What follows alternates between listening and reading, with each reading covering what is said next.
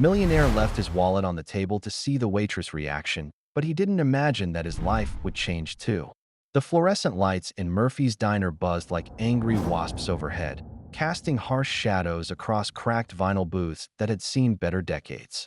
Callie Martinez wiped down table 12 for the third time in 10 minutes. Her movements mechanical, desperate to keep her hands busy while her mind spiraled into darker and darker places. 26 years old, and she felt ancient. Her uniform, a faded blue dress with white trim that had once been cheerful, now hung loose on her frame. She'd lost weight she couldn't afford to lose, skipping meals to stretch every dollar. Her dark hair was pulled back in a messy bun, wisps escaping to frame a face that would have been beautiful if not for the exhaustion etched into every line. The diner was nearly empty at 9:47 p.m. on a Tuesday. Just her, old Mr. Peterson nursing his fourth cup of coffee in booth 3, and the stranger in the corner. The man had been there for over an hour, barely touching his pie, just sitting in booth 7 like he was waiting for something. Or someone.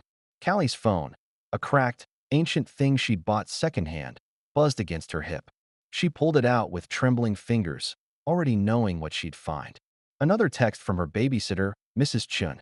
Temperature still 103.2. She's asking for you. Hospital. Her chest tightened. Emma. Her baby girl, barely 2 years old, burning up with fever for the third day straight. The clinic doctor had been clear.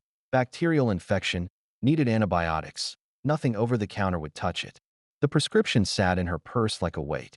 $127 for the medicine that would save her daughter's life. She had $46 in her checking account. Her credit cards were maxed out months ago.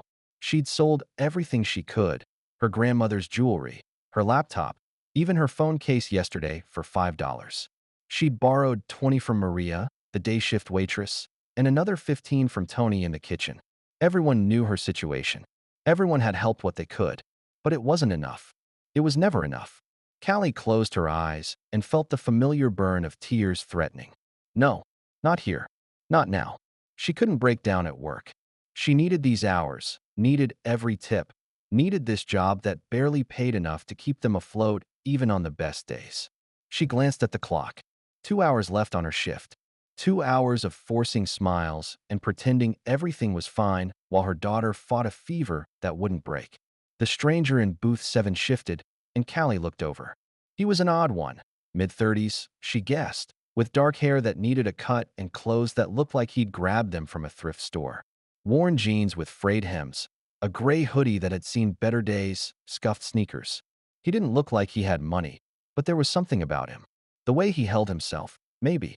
The way his eyes seemed to take in everything, cataloging details most people missed. He'd been watching her. Not in a creepy way. She'd dealt with enough of those types to know the difference. This was different. Calculating. Like he was studying her responses, measuring her reactions to something she wasn't aware of. Her phone buzzed again. Another text from Mrs. Chun, this one with a photo that made Callie's knees nearly buckle.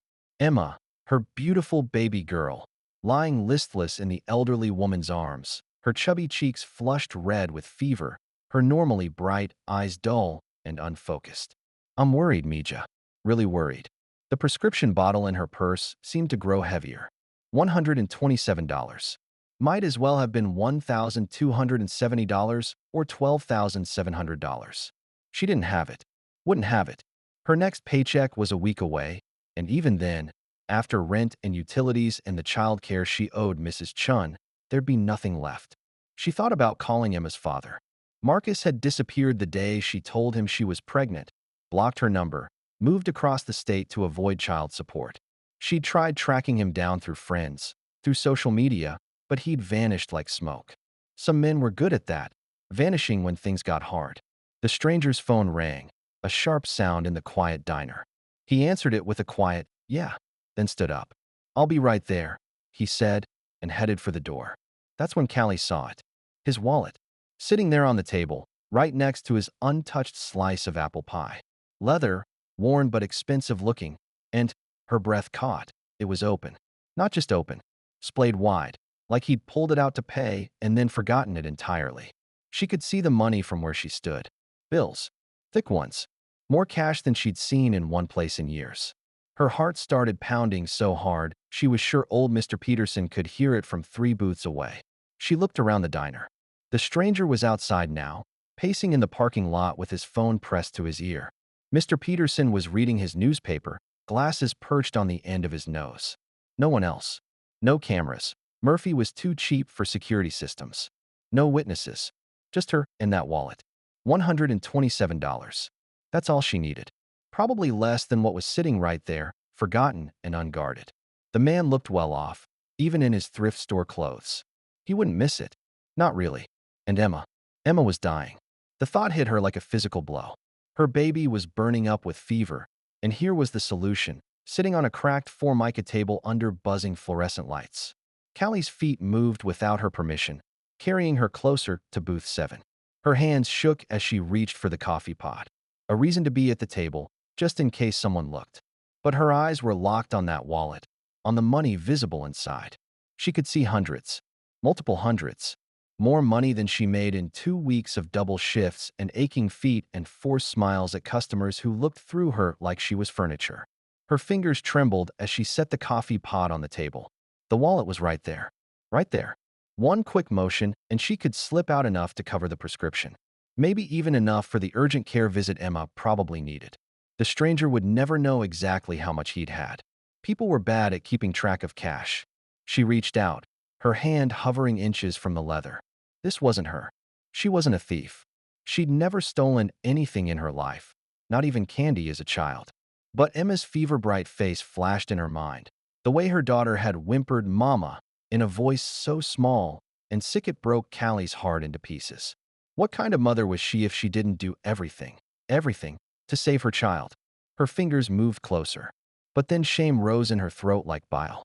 Hot, choking shame that made her hands shake harder. What was she doing? What had she become?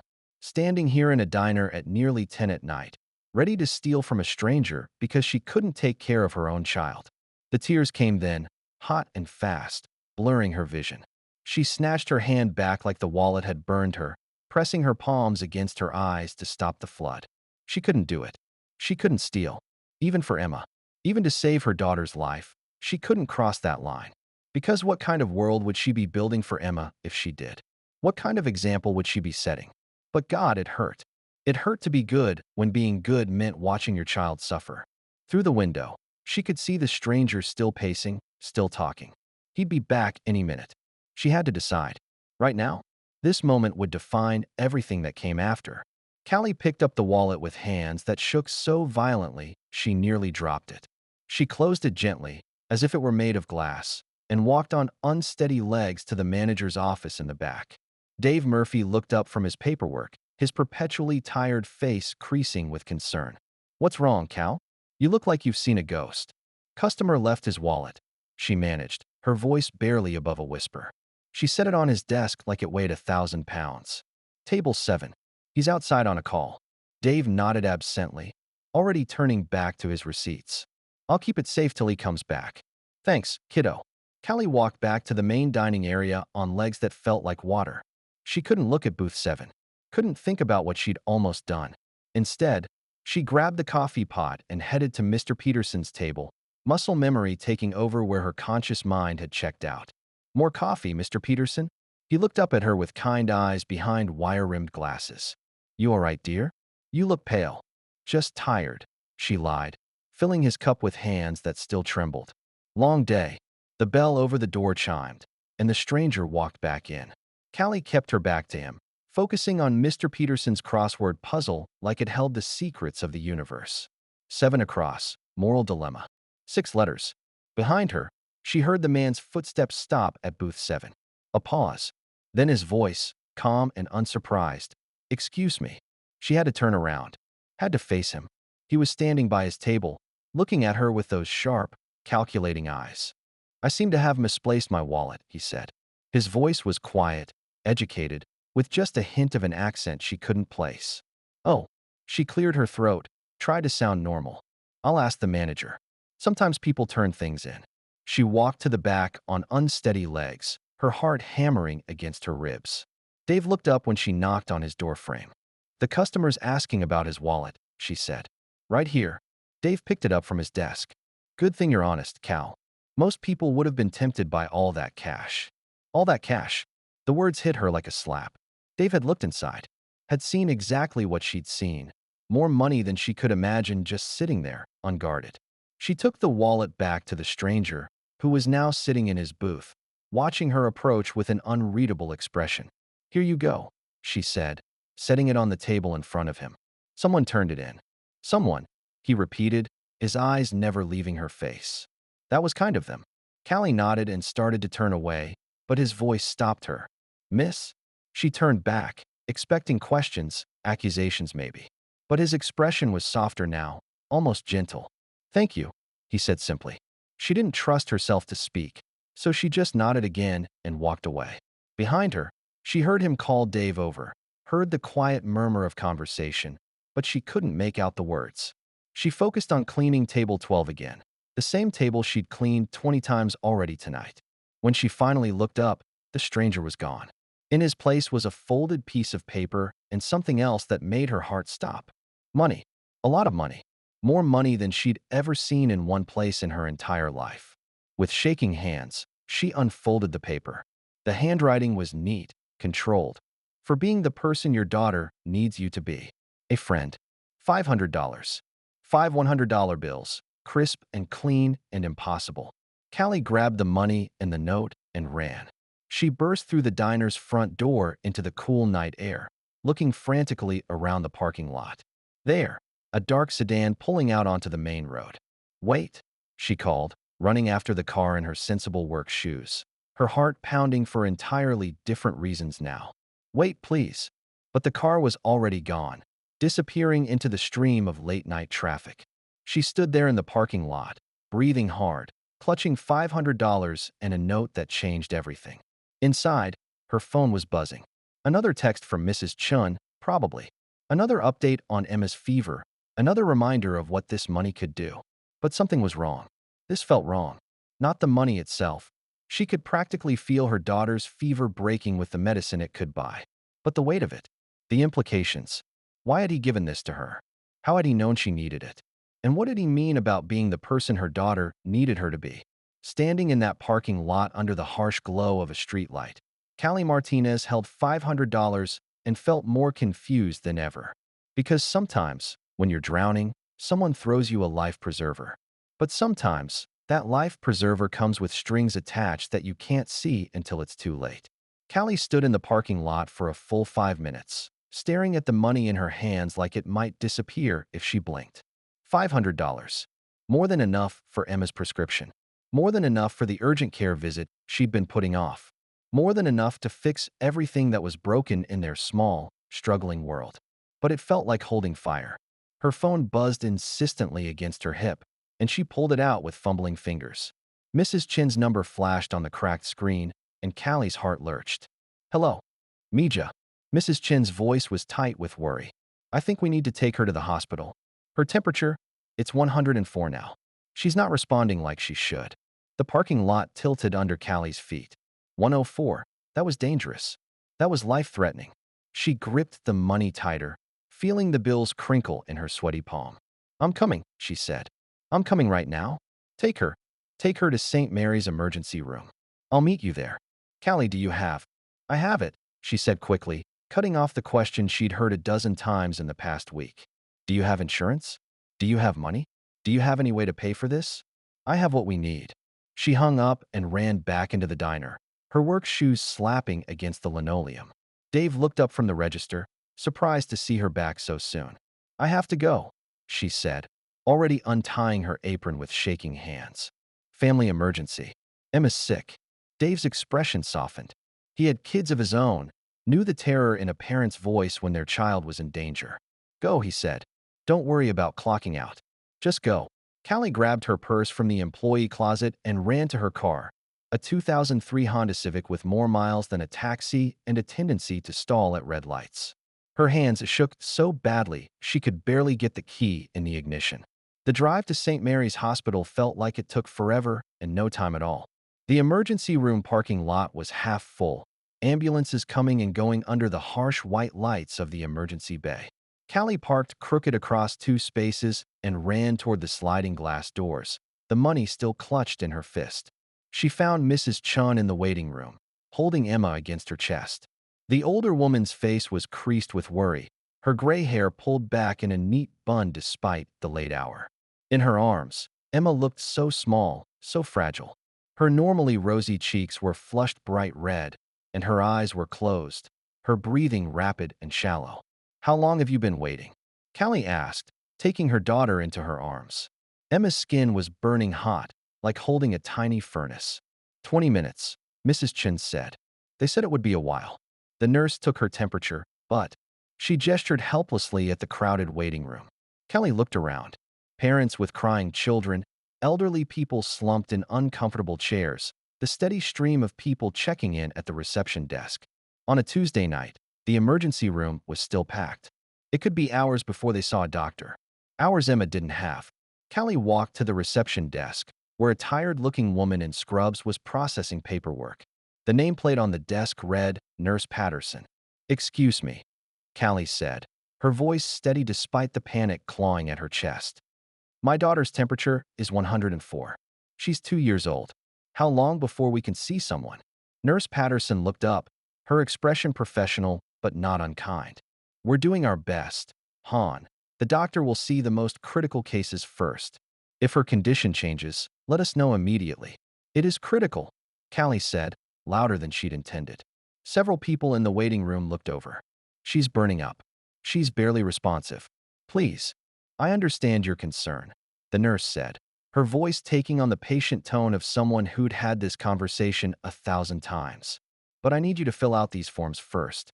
Insurance information, emergency contacts, method of payment." Method of payment. There it was. The question that followed them everywhere. The one that determined how fast doors opened, how quickly help came. Callie took the clipboard with the forms and the pen attached by a chain. Her hands were steadier now, focused by the immediate need to help her daughter. She sat down next to Mrs. Chun and started filling out the paperwork. Name, Emma Sophia Martinez. Age, 2 years, 3 months. Insurance, none. Method of payment. She paused, the pen hovering over the form. In her other hand, she still held the $500. Enough to cover the emergency room visit, the tests they'd want to run, maybe even a few days of medication. But taking it felt like accepting charity, like admitting she couldn't take care of her own child. Pride was a luxury she couldn't afford. She wrote cash in the payment method box and finished the forms quickly. When she handed them back to Nurse Patterson, the woman's eyebrows rose slightly. "Cash payment up front?" she asked. "Yes," Callie said, trying to project confidence she didn't feel. "Whatever it costs." Something in the nurse's expression shifted, became more attentive. Cash payments weren't common in the emergency room, especially not from young mothers in diner uniforms. "All right, let me get this entered into the system. It might move things along a bit." It did. Within 30 minutes, they were called back to a small examination room with pale green walls and the antiseptic smell that all hospitals shared. The doctor was young, maybe Callie's age, with kind eyes and gentle hands as she examined Emma. "Bacterial infection," Dr. Richards confirmed after what felt like an eternity of tests and questions. "Probably strep throat that spread. We'll need to start her on antibiotics immediately, and I want to keep her for observation overnight." Overnight. That meant hospital fees, room charges, nursing care. Callie felt the money in her pocket and wondered if $500 would be enough. "What's the cost?" she asked directly. Dr. Richards looked surprised by the question. Most people asked about insurance coverage or payment plans. "The business office can give you exact numbers, but you're probably looking at $1,500 to $2,000 for the overnight stay, plus medications and tests." $1,500 to $2,000. The $500 in her pocket suddenly felt very small. Callie started, then stopped. She looked at Emma, who was finally sleeping peacefully for the first time in days, and 4-drip feeding antibiotics into her tiny arm. Her daughter was safe. That was what mattered. "I need to speak with someone about payment options," she said quietly. The financial counselor was a middle-aged woman named Susan with a kind face and tired eyes. She led Callie to a small office off the main corridor and closed the door behind them. "I understand you're paying cash?" Susan asked, settling behind her desk with a thick folder. "I have some cash," Callie corrected, "but not enough for the full amount." Susan nodded, unsurprised. This was clearly not an unusual conversation. We have payment plans available. You can put down what you have now and set up monthly installments for the rest. How much would the monthly payments be? Susan pulled out a calculator and ran some numbers. With $500 down on a $1,500 total, you'd be looking at about $80 a month for 18 months. $80 a month. On top of rent, utilities, childcare, groceries, gas for her ancient car. Callie did the math in her head and felt her stomach sink. There was no room in her budget for $80 a month. There was barely room for the $46 she had in her checking account. Is there? She started, then stopped. Pride again. That useless luxury she kept carrying around like a weight. Are there other options? Financial assistance, maybe? Susan's expression softened. There are some programs available for families in need. I can help you apply, but the process takes time. Weeks, sometimes months. And there's no guarantee of approval. Weeks or months. The bills would be due long before then. What happens if I can't make the payments? Callie asked, though she dreaded the answer. The account would go to collections after 90 days, Susan said gently. That would affect your credit score and could impact your ability to get future medical care here. Collections. Bad credit. Callie had worked so hard to keep their heads above water, to maintain some shred of financial stability. The thought of destroying that for years to come made her feel sick.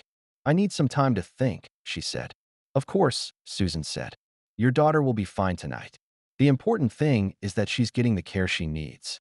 We can work out the financial details tomorrow. Callie walked back to Emma's room with her mind spinning. The $500 felt heavier than ever in her pocket. Money from a stranger, given for reasons she didn't understand, by someone who seemed to know more about her situation than any stranger should. Mrs. Chun was sitting in the chair beside Emma's bed, her weathered hands folded in her lap. She looked up when Callie entered, her face full of relief. How is she? Callie asked softly. Better already, Mrs. Chun said. The fever's coming down. The nurse says the antibiotics are working fast. Callie sank into the other chair and finally allowed herself to breathe. Emma was going to be okay. Whatever it cost, whatever it meant for their future, her daughter was going to be okay. Mija, Mrs. Chun said gently. I couldn't help but overhear. The money troubles. Callie closed her eyes. Of course she'd overheard. The walls in hospitals were thin, and financial problems weren't something you could hide from the people who cared about you. We'll figure it out, Callie said, though she had no idea how. Mrs. Chun was quiet for a long moment, watching Emma sleep. Then she reached into her purse and pulled out an envelope, worn at the edges and thick with bills. I have some savings, she said, holding out the envelope. Not much, but maybe it helps. Callie stared at the money, her chest tight with emotion. Mrs. Chun barely made ends meet on her Social Security check. The little bit she earned watching Emma was pocket change, barely enough to cover her own groceries. I can't take your savings, Callie said. You need that money. For what? Mrs. Chun asked with a small smile. I'm 73 years old. What do I need money for that's more important than this little angel getting well? It was too much. The stranger's money, Mrs. Chen's savings, the crushing weight of debt that would follow them for years. Callie felt the tears she'd been holding back all day finally spill over. I don't know what I did wrong, she whispered, her voice breaking. I work so hard. I try to do everything right, but it's never enough. There's never enough money, never enough time, never enough of anything. And Emma deserves better. She deserves a mother who can take care of her without begging for help. Mrs. Chun reached over and took Callie's hand, her fingers warm and comforting. You listen to me, Mija. You are a good mother. A wonderful mother. Sometimes life gives us more than we can handle alone. That doesn't make us weak. That makes us human. But the money from the diner, Callie said, pulling the bills from her pocket. I don't even know who he was or why he gave this to me. It feels wrong, taking money from a stranger. Mrs. Chin looked at the money, then back at Callie's face. Maybe it's not about the stranger, she said softly. Maybe it's about you deserving help. Maybe it's about Emma deserving a healthy life. Maybe some things are bigger than pride. Callie stared at the money in her hands. $500 that could change everything. From someone who'd watched her make the hardest choice of her life and decided she'd made the right one. Maybe Mrs. Chun was right. Maybe this wasn't about her pride or her independence. Maybe this was about Emma. about a 2-year-old girl who deserved to grow up healthy and happy regardless of how much money her mother made slinging coffee and pie. But accepting help meant admitting she needed it. And admitting she needed it meant accepting that her best wasn't good enough. Outside Emma's hospital room, the world continued to turn. Other families faced their own crises, their own impossible choices between pride and survival. In a few hours, the sun would rise on another day of struggling to make ends meet. Another day of choosing between her daughter's needs and her own dignity. Callie looked at Emma, sleeping peacefully with color returning to her cheeks, and made her choice. Some things were bigger than pride. Some things were worth swallowing your pride for. But first, she had to find out who the stranger was and why he'd chosen to change their lives. Because money like that didn't come without strings attached, and Callie had learned the hard way that when something seemed too good to be true, it usually was. The morning sun filtered through the hospital room's small window, casting pale light across Emma's sleeping face. For the first time in days, her daughter looked peaceful.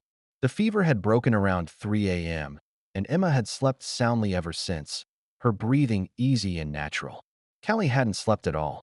She'd spent the night in the uncomfortable bedside chair, watching her daughter's chest rise and fall, thinking about the money in her purse and the stranger who'd given it to her. Every time she'd tried to close her eyes, questions raced through her mind. Who was he? How did he know she needed help? And what did he want in return? Because people didn't just give away $500 to waitresses they'd never met. Not in the real world. Not without expecting something back. Dr. Richards appeared in the doorway, coffee cup in hand and a smile on her face. "Good morning. How's our patient?" "Much better," Callie said, standing to stretch muscles that ached from the night in the chair. "The fever broke a few hours ago." "Excellent." Dr. Richards moved to Emma's bedside, checking the monitors and making notes on her chart. "The antibiotics are doing their job. I'd like to keep her until this afternoon, just to make sure the infection is completely under control, but she should be ready to go home around 3 or 4. Home. The word should have filled Callie with relief, but instead, it brought a fresh wave of anxiety. Home meant facing the bills that would start arriving in a few days. Home meant figuring out how to pay for medications Emma would need to finish fighting the infection. Home meant returning to the same cycle of barely scraping by that had led them here in the first place. "Doctor," Callie said, "about the medications she'll need at home. I'll write you prescriptions for a 10-day course of antibiotics and something for pain if she needs it," Dr. Richards said. "The pharmacy here at the hospital can fill them, or you can take them to any pharmacy you prefer." "How much will they cost?" Dr. Richards paused, clearly thinking. "The antibiotics will be around $60, maybe $70. The pain medication is cheaper, maybe $15 or $20. Your insurance should." "We don't have insurance," Callie said quietly. Dr. Richards' expression softened with understanding. "I see. Well, the hospital pharmacy sometimes offers discounts for cash payments. And there are programs available for families who need help with prescription costs. More programs, more applications, more waiting and hoping and begging for help that might never come."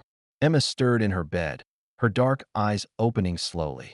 When she saw Callie, her face broke into a weak but genuine smile. "Mama," she said, her voice hoarse but clear. "Hi, baby," Callie said, leaning over to kiss her daughter's forehead. It was cool to the touch, no fever. "How do you feel?" "Hungry," Emma said, which made both Callie and Dr. Richards laugh. "That's a very good sign," the doctor said. "I'll have the nurse bring something appropriate for her age. Maybe some applesauce and crackers to start." After Dr. Richards left, Callie sat back down beside Emma's bed and pulled out her phone. She had 3 missed calls from Dave at the diner, probably wondering if she'd be in for her shift today, and a text from Maria asking how Emma was doing. But she also had something else. The note from the stranger, which she'd read at least 20 times during the night. "For being the person your daughter needs you to be. A friend. A friend. What kind of friend leaves $500 for someone they'd never spoken to? What kind of friend knows exactly how much help someone needs without being asked?" Callie thought back to the night before, trying to remember everything about the man in booth 7. He'd been there for over an hour, barely touching his food, watching her. Not in a predatory way, she'd learned to recognize that kind of attention. This had been different. Analytical, like he was studying her, learning something about her that she didn't even know about herself. And then the wallet, left so conveniently on the table, open and full of cash, right when she was at her most desperate, right when she was closest to breaking. It felt like a test. The thought sent a chill down her spine. Had he been testing her? Seeing what she would do when faced with temptation and desperation? And if so, why? She pulled out her phone and dialed the diner's number. Dave answered on the second ring. Murphy's. Dave, it's Callie. I won't be in today. Emma's in the hospital, but she's okay. She'll be coming home this afternoon. Jesus. Cal, why didn't you say something last night? I would have let you leave earlier. I didn't know how bad it was yet. She paused, then decided to take a chance. Dave, the customer who left his wallet last night. Did you recognize him? Had he been in before? The guy in the hoodie? Never seen him before in my life. What? Just curious. He left me a tip, and I wanted to make sure I thanked him properly. Dave laughed. Must have been some tip to track him down for. What did he leave you, 20 bucks? Callie couldn't bring herself to say $500. It would raise too many questions she didn't have answers for. Something like that. Did he pay with a credit card? Maybe leave a receipt. Nope, cash.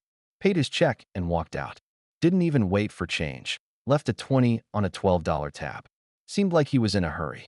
A $20 tip on a $12 check was generous, but not unusual. But $500 in cash? That was something else entirely. After she hung up with Dave, Callie sat staring at her phone. She could call the police, report a strange man giving her money, but that sounded crazy even in her own head. She could try to find him somehow, return the money, but she had no idea where to start. She didn't even know his name. And if she was being completely honest with herself, she didn't want to return it. Emma needed the antibiotics, needed follow-up care, needed all the things that money could provide. Her pride was a luxury she couldn't afford, not when her daughter's health was at stake. But the not knowing was eating at her. The feeling that she was missing something important, something that would explain why a stranger had chosen to change their lives. Emma had fallen back asleep after eating some applesauce, and the room was quiet except for the soft beeping of monitors. Callie pulled the note out again, studying the handwriting. Neat, controlled, educated. The paper was expensive, not hotel stationery or notebook paper, but heavy stock that felt substantial between her fingers. For being the person your daughter needs you to be. What did that mean exactly? She'd returned his wallet, yes, but that was just basic honesty. Any decent person would have done the same thing, wouldn't they? Her phone buzzed with a text from Mrs. Chun. How is our girl this morning? Callie typed back. Much better. Coming home this afternoon. Thank you for everything last night. Of course, Mija. I'm making soup for when you get home. Mrs. Chun, the woman who'd offered her own savings to help with Emma's medical bills. The woman who watched Emma for barely enough money to cover her bus fare, who never complained when Callie was late with payments, who loved Emma like her own granddaughter. Maybe that was what the note meant. Being the person Emma needed meant accepting help when it was offered, meant putting Emma's needs above her own pride, meant recognizing that she couldn't do everything alone. But it also meant being careful about the help she accepted. Money came with strings attached, especially money from strangers who seemed to know more about her situation than they should. A knock on the door interrupted her thoughts. Susan, the financial counselor from the night before, peered into the room with a clipboard in her hands. Good morning, Callie. How's Emma feeling? Much better, thank you. Callie stood up, smoothing down her wrinkled uniform. She'd been wearing the same clothes for almost 24 hours, and she felt as rumpled as she looked. That's wonderful to hear. Susan stepped into the room and closed the door behind her. I wanted to follow up on our conversation last night about payment arrangements. Here it was. The moment Callie had been dreading since Dr. Richards mentioned Emma would be going home. The bill. The reality of what one night in the hospital cost. I have the final charges calculated, Susan continued, consulting her clipboard. The total comes to $1,847. $1,847. The number hit Callie like a physical blow. Even with the $500 from the stranger, she'd still owe over $1,300, money she didn't have and wouldn't have for months. I can put down $500 today, Callie said, her voice steady despite the panic rising in her chest. And I'd like to set up a payment plan for the rest. Susan nodded, making notes on her papers. With $500 down, your monthly payments would be about $95 for 18 months. Does that work for you? $95 a month. More than she'd feared, less than she'd hoped. Still impossible on her budget. But what choice did she have? Yes, she said. That works. As Susan processed the paperwork, Callie found herself thinking about the stranger again. Had he known the hospital bills would be this high? Had he calculated exactly how much help she'd need? The timing was too perfect, the amount too convenient to be coincidence. After Susan left, Callie walked to the hospital's business office to make the payment. She stood at the counter, holding the $500 the stranger had given her, and felt like she was making a deal with the devil. But Emma was healthy. Emma was going home. That had to be worth more than her peace of mind about where the money came from. The cashier counted the bills efficiently and handed her a receipt. Thank you, Ms. Martinez. You're all set. All set. If only it were that simple. Back in Emma's room, her daughter was awake and playing with a small toy truck one of the nurses had brought her. She looked so much better. Color in her cheeks, brightness in her eyes, the spark of personality that had been missing for days. Mama, go home now, Emma asked, holding up her arms to be picked up. Soon, baby. The doctor wants to make sure you're all better first. Emma nodded solemnly, then went back to her truck. At 2 years old, she was resilient in the way only children could be. Yesterday's crisis was already fading into memory, replaced by the immediate joy of feeling well and having new toys to play with. If only adult problems were so easily forgotten. Dr. Richards returned around noon with discharge papers and prescriptions. She's doing beautifully, she said, ruffling Emma's hair. I want her to finish the full course of antibiotics, even if she starts feeling completely normal. And bring her back if the fever returns or if she seems lethargic again. I will, Callie promised, taking the prescriptions. Thank you. For everything. That's what we're here for, Dr. Richards said with a smile. Take care of yourselves. The hospital pharmacy filled the prescriptions for $73, close to Dr. Richards' estimate. Callie paid with bills from her diner tips, money she'd been saving for groceries. She'd figure out food later.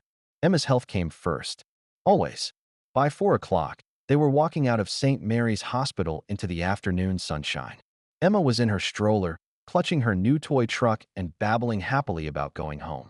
To anyone watching, they looked like a normal mother and daughter leaving after a routine visit. But Callie felt like she was carrying a secret that grew heavier with each step. The drive home took them through the downtown area, past Murphy's Diner. On impulse, Callie pulled into the parking lot. Emma had fallen asleep in her car's seat, exhausted from the excitement of the hospital adventure. The lunch rush was over, and the diner was mostly empty. Maria was wiping down tables, and Tony was visible through the kitchen window, prepping for the dinner crowd. Callie.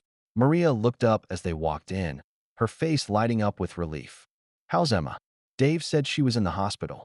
She's fine now, Callie said, settling Emma's stroller next to booth 3. Bacterial infection, but the antibiotics worked fast. Thank God, Maria said, coming over to peek at the sleeping toddler. She looks so much better. You must be exhausted. I am, Callie admitted. But relieved. Maria, can I ask you something? Of course. Last night, there was a customer here. Booth 7, around 9:30. Wore a gray hoodie, jeans. Did you serve him during your shift? Maria thought for a moment. I don't think so. I left at 6 yesterday. Why? Just trying to remember something. Callie looked around the diner, at the familiar worn booths and cracked linoleum. Have you ever seen anyone in here who seemed like they were watching? Like they were studying the customers or the staff? Honey, half our customers are strange in one way or another, Maria said with a laugh. Old Mr. Peterson talks to his coffee cup. Mrs. Williams brings her dead husband's picture and sets it on the table while she eats. Strange is normal in this place. But this had been different. Callie was sure of it.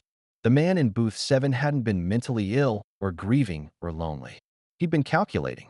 Purposeful. What's this really about? Maria asked, her voice gentle with concern.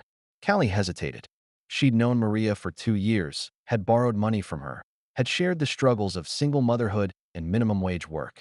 If anyone would understand, it would be Maria. Someone left me money last night, she said quietly. A lot of money. A customer I'd never seen before. Maria's eyebrows rose. How much money? $500. Jesus. Maria sank into the booth across from her. $500? Just left it for you. With a note. Something about being the person Emma needs me to be. Callie pulled the note from her purse and showed it to Maria. Maria read it twice, her expression growing more puzzled. This is weird, Cal, really weird. People don't just give away money like that. I know. That's what's bothering me. It feels like there's something I'm missing, something I should understand, but don't. Did you try to return it? I tried to catch him in the parking lot, but he was already gone. I don't even know his name. Maria was quiet for a moment, studying the note. The handwriting looks expensive, she said finally. Educated. And this paper, this isn't cheap stuff. That's what I thought too. Maybe he's rich, Maria suggested. Maybe $500 isn't that much to him. Rich people do weird stuff sometimes, like random acts of kindness for tax write-offs or whatever. Maybe, Callie said, but she wasn't convinced. The man in booth 7 hadn't looked rich. His clothes were shabby, his appearance unremarkable. If he had money, he'd hidden it well. Unless that was the point. Unless he'd been hiding more than just money. Emma stirred in her stroller, opening her eyes and looking around with the confusion of someone waking up in an unfamiliar place. Mama, she said, her voice still thick with sleep. Right here, baby. We're just visiting Maria. Emma smiled and reached for Maria, who scooped her up with practiced ease. At 52, Maria had raised 3 children of her own and had a way with kids that made them trust her instantly. How's my girl feeling? Maria asked, bouncing Emma gently. Better, Emma said, then launched into a toddler's version of her hospital adventure, complete with dramatic gestures and sound effects.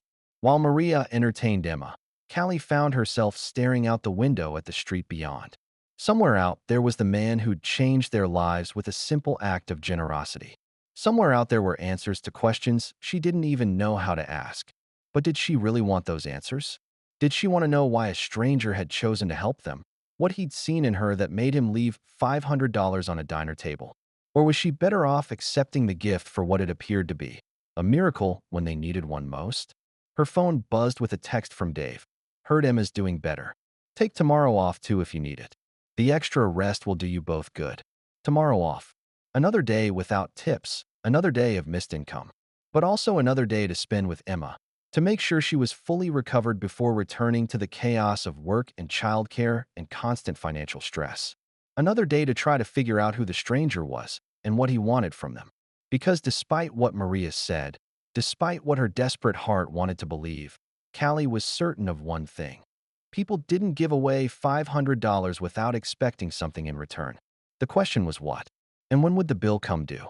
3 days later, Callie was back at Murphy's Diner, pouring coffee and taking orders like nothing had changed. But everything had changed. Emma was healthy and happy, playing with Mrs. Chun while Callie worked her double shifts. The antibiotics had worked perfectly, and her daughter's energy had returned in full force. The hospital bill sat on Callie's kitchen table at home, the payment plan paperwork filled out and ready to mail. $95 a month for 18 months. It would be tight, impossibly tight, but she'd figure it out. She always did. What she couldn't figure out was the stranger. She'd asked every regular customer if they'd seen him. She described him to the other waitresses, to Dave, even to the delivery drivers who came through regularly. No one recognized him. It was like he'd appeared out of nowhere, changed her life, and vanished back into thin air. The money was in her bank account now. She'd deposited it the day after Emma came home from the hospital. Part of her had hoped the bank would reject it, would somehow reveal it as fake or stolen. But the bills were real, legitimate, and now they were keeping her afloat while she adjusted to the new reality of monthly medical payments. She was wiping down table 7, his table, when the bell over the door chimed. Callie looked up automatically, her heart doing the little skip it had done every time someone new walked in for the past 3 days. But this time, it wasn't a stranger. It was Detective Ray Vasquez from the city police department, a regular who came in for coffee and pie during his evening shift. Hey, Callie, he said, settling into his usual booth. The usual? Coffee, black, and a slice of whatever pie looks good today, she recited, already reaching for the coffee pot. Apple or cherry tonight? Apple. And maybe some conversation, if you've got a minute. Something in his tone made Callie pause. Detective Vasquez was always friendly, always polite, but tonight he seemed more serious than usual. Everything okay, Detective? Ray, he corrected, like he always did. And actually, I wanted to ask you about something. You might be able to help with a case I'm working on. Callie's blood turned cold. A case. Police cases involve crimes, and the only unusual thing that had happened to her recently was the stranger and his money. I'm not sure I know anything that would help with police business, she said carefully, setting his coffee cup down with hands that trembled slightly. Ray noticed. He was trained to notice things like that. It's probably nothing, he said, his voice reassuring. But I heard through the grapevine that someone left you a pretty generous tip a few nights ago. Unusually generous. The grapevine. In a town the size of theirs, news traveled fast, especially news about money. Someone had talked, maybe Maria, maybe Dave, maybe even the hospital billing office. Who told you that? Callie asked, though she wasn't sure she wanted to know. Doesn't matter, Ray said gently. The thing is, we've been getting reports of a man matching the description I heard. Mid-30s, dark hair, casual clothes, approaching people in financial distress and offering them large sums of money. Callie's legs felt weak. She sank into the booth across from Ray, her mind racing. Reports. 3 in the past month, Ray said, pulling out a small notebook. A single mother in Riverside whose car broke down. A college student who couldn't afford textbooks. An elderly man who couldn't pay for his wife's funeral. All of them approached by the same guy. All of them offered significant amounts of cash. Is that illegal? Callie asked, though she wasn't sure why she was whispering. Not necessarily, Ray said. But it's unusual enough that we're looking into it. Sometimes people who give away money like that are running some kind of long-term scam. Sometimes they're laundering money from illegal activities. Sometimes they're just rich eccentrics with guilty consciences. What happened to the other people? The ones who took the money. Ray flipped through his notebook. That's the interesting part. Nothing happened to them. The single mother got her car fixed and never heard from the guy again. The college student bought his textbooks and graduated. The elderly man buried his wife with dignity. No strings attached, no demands for repayment, no contact whatsoever. That should have been reassuring, but somehow it made Callie more nervous. Then why are you investigating? Because people don't usually give away money without a reason, Ray said, echoing her own thoughts from the past few days.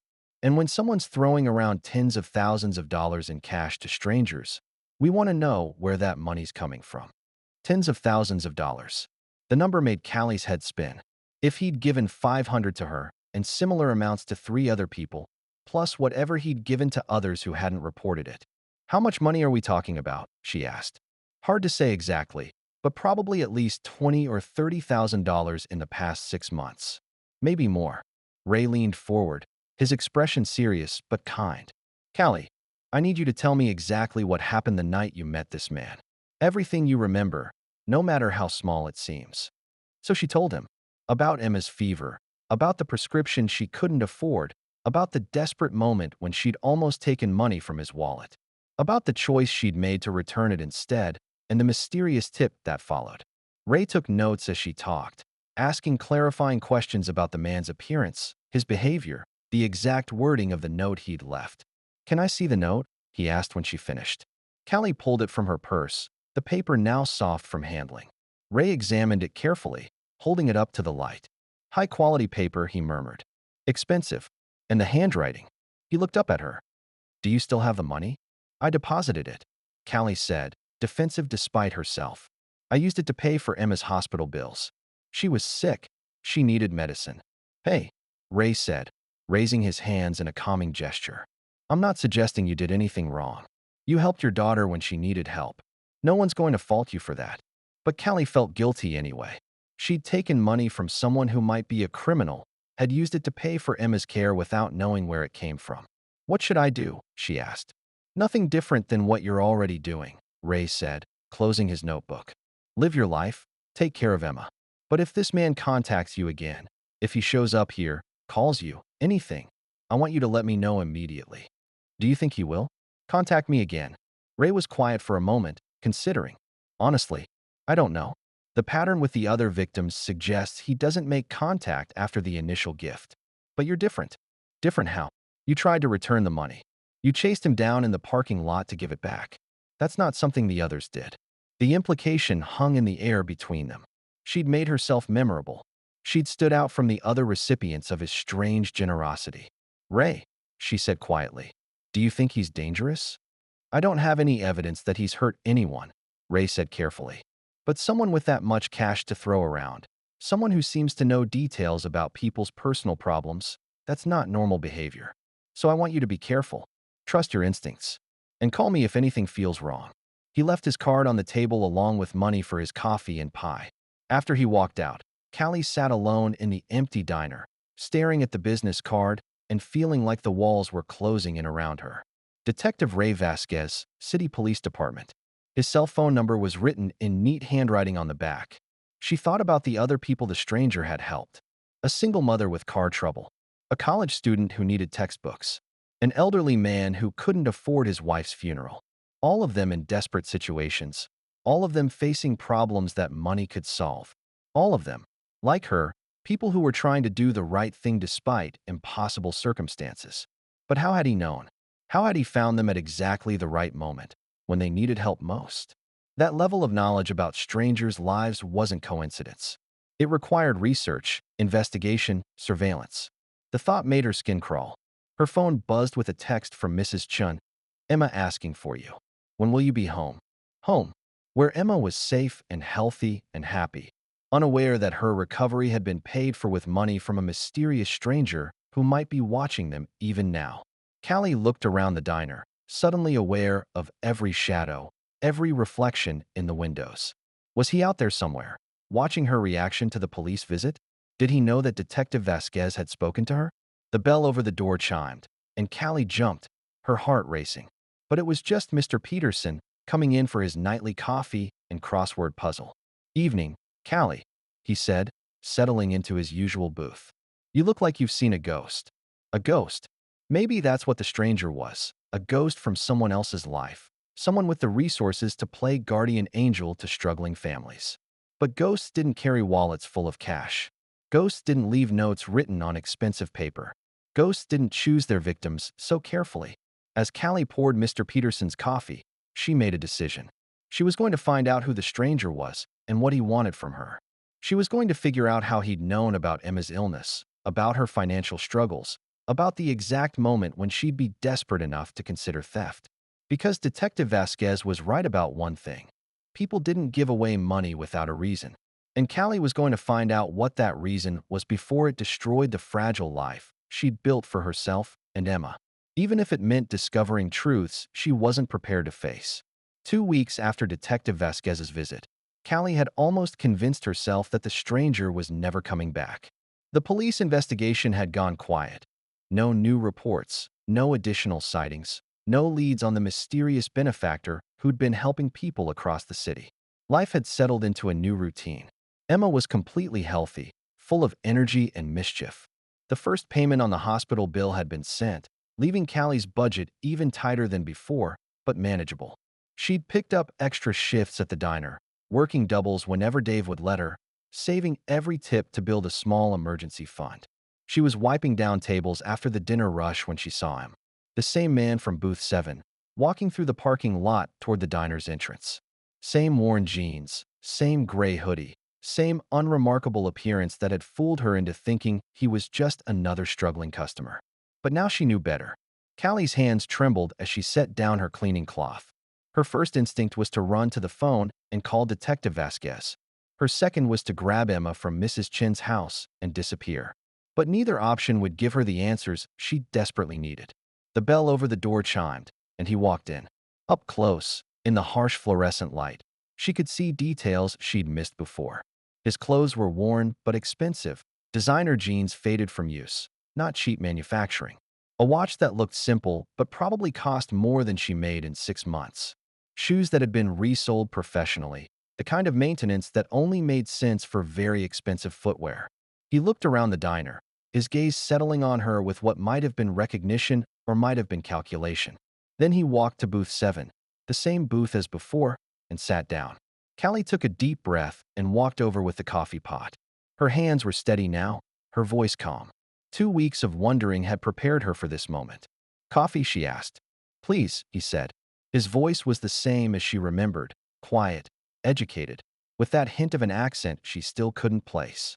She filled his cup, then set the pot aside and slid into the seat across from him. "We need to talk." His eyebrows rose slightly, but he didn't seem surprised. "Do we?" "The police came to see me," she said directly. "Detective Vasquez. He told me about the other people you've helped. The single mother, the college student, the elderly man." "The stranger," She still didn't know his name, took a sip of his coffee, and studied her face. And what did Detective Vasquez tell you about these people? That you gave them money. Large amounts of money. Just like you did with me. Is that a crime? That depends on where the money came from, Callie said. And why you're giving it away. He was quiet for a long moment, rotating his coffee cup slowly on the table. When he looked up, there was something different in his expression. Less guarded, more human. My name is Evan Grayson, he said finally. The name meant nothing to her, but she filed it away. Why did you help me, Evan? Why did you return my wallet? The question caught her off guard. Because it was the right thing to do. Even though you needed the money? Especially because I needed the money. The words came out sharper than she'd intended. Just because I'm poor doesn't mean I'm a thief. Evan nodded slowly. No, it doesn't. But it does make the choice harder. Most people in your situation would have at least considered taking what they needed. I did consider it, Callie admitted. For about 30 seconds, I stood there and thought about taking money from your wallet to buy my daughter's medicine. But I couldn't do it. Even for Emma, I couldn't steal. Why not? The question hung in the air between them. Why not? It would have been so easy. Emma would have gotten her medicine, no one would have been hurt, and they could have avoided the crushing debt that now followed them everywhere. Because that's not who I want to be, she said finally. And it's not who I want Emma to grow up thinking her mother is. Evan leaned back in the booth, something like satisfaction crossing his face. That's why I helped you. I don't understand. I've been where you are, he said. Different circumstances, but the same desperation. The same impossible choices between survival and integrity. He paused, seeming to gather his thoughts. I grew up poor, Callie.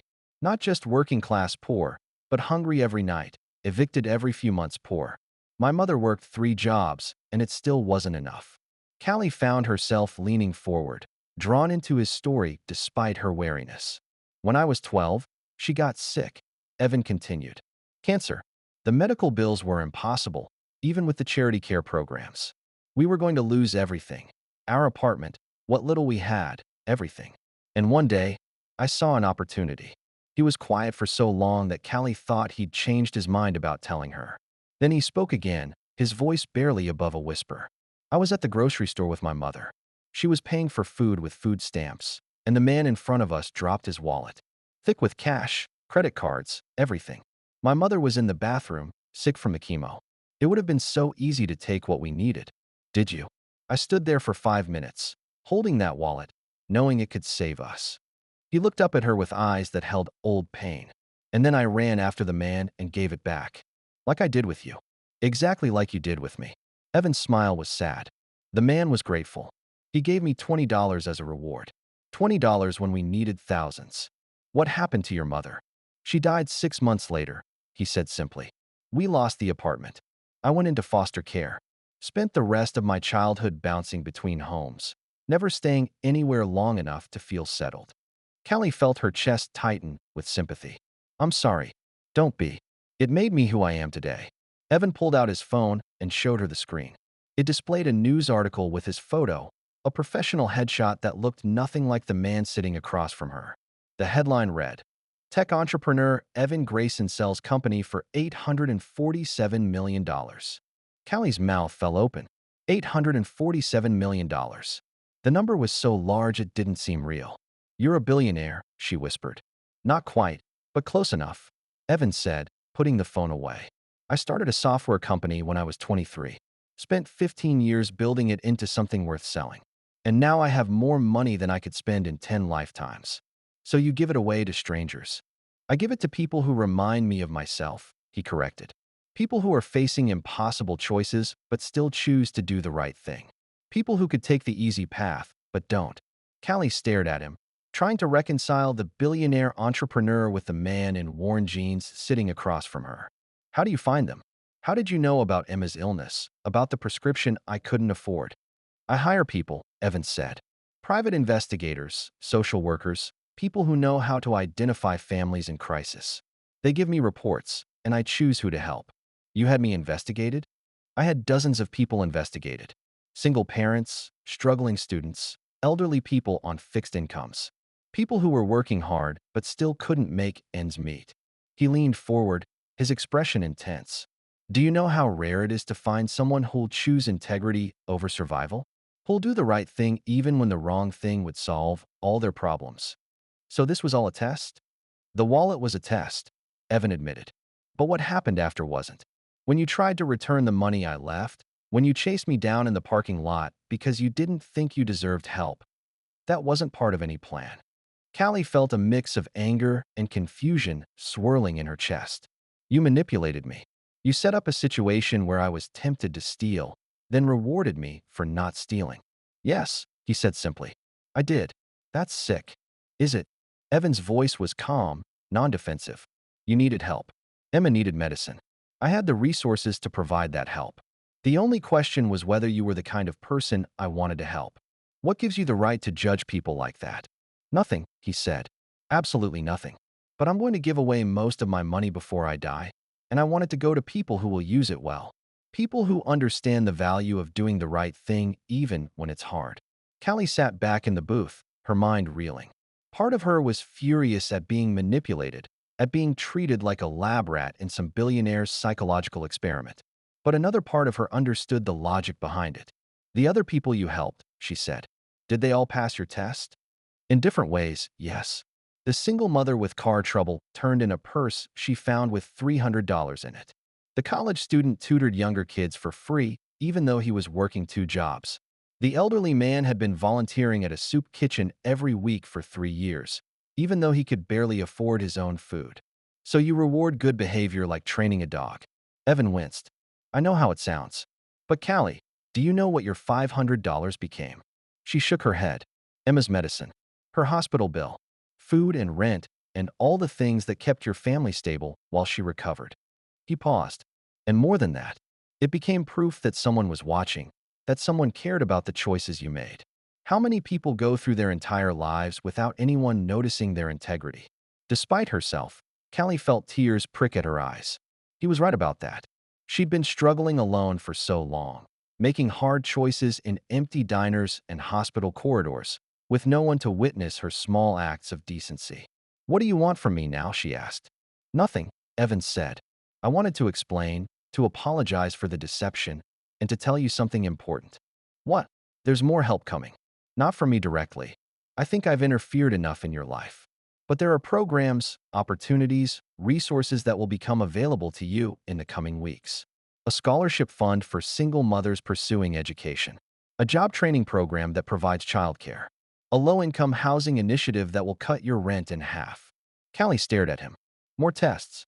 No tests. Just help.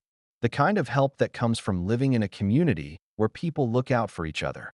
He stood up, pulling money from his wallet to pay for the coffee he'd barely touched. The kind of help that good people deserve. Wait, Callie said as he turned to leave. What about the police investigation? Detective Vasquez said they were looking into you. Evan paused at the edge of the booth. Detective Vasquez is a good man. He's concerned about you and the other people I've helped, which is exactly what a good police officer should do. I've been in touch with his department. They're satisfied that no laws have been broken. And that's it. You just disappear again. I was never really here, Evan said with a sad smile. I was just someone passing through, trying to do a little good in the world. The real work, raising Emma, building a life, making choices that matter, that's all yours. He walked toward the door, then stopped and turned back. Callie, yeah. The night you returned my wallet, you saved more than my money. You reminded me why I'm giving it all away. Why it matters to find people like you. He paused. Emma's lucky to have you as a mother. If you made it to the end, please like the video and subscribe to our channel. It truly means the world to us. See you in the next one.